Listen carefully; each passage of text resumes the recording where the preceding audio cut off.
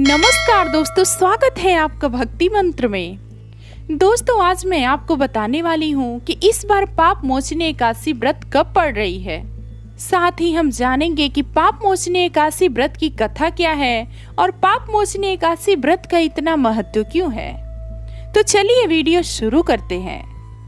दोस्तों, चैत्र माह के कृष्ण पक्ष की एकादशी तिथि को पाप मोचनी एकादशी का व्रत रखा जाता है।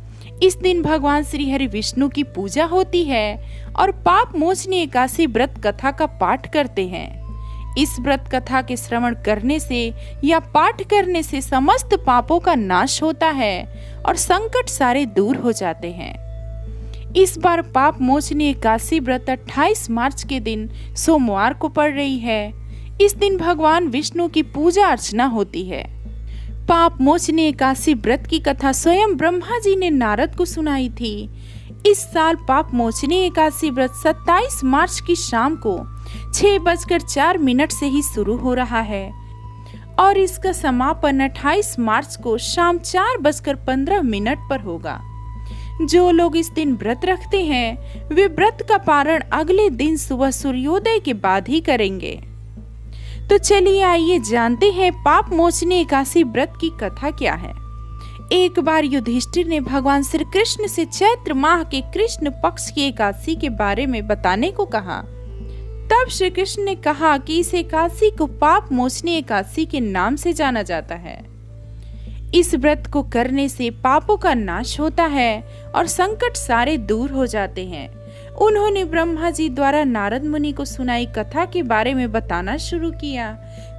प्राचीन समय में एक चैत्र रथ वन था जिसमें देवराज इंद्र अप्सराओं और देवताओं के साथ विचरण करते थे। एक बार च्यवन ऋषि के पुत्र मेधावी चैत्र रथ वन में तपस्या करने गए थे। वे भगवान शिव शंकर के परम भक्त थे। वे शिव जी की तपस्या करने लगे।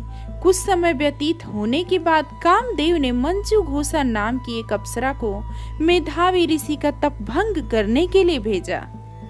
उस समय मेधावी युवा थे और वे मंजू घोषा के नृत्य एवं सुंदरता पर मोहित हो गए और वे शिव भक्ति से विमुख हो गए और मेधावी मंजू घोषा के साथ रति क्रीड़ा में लीन हो गए।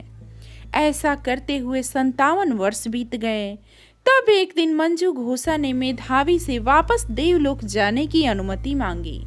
मंजू घोषा की वापसी की आज्ञा मांगने पर मेधावी को अपनी गलती का एहसास हुआ कि वे शिव जी की तपस्या से विमुख हो गए हैं। आत्मज्ञान होने के बाद उन्होंने मंजू घोषा को शिव भक्ति से विमुख करने का कारण मान लिया और क्रोधित होकर मंजू घोषा को पिशाचिनी होने का श्राप दे दिया।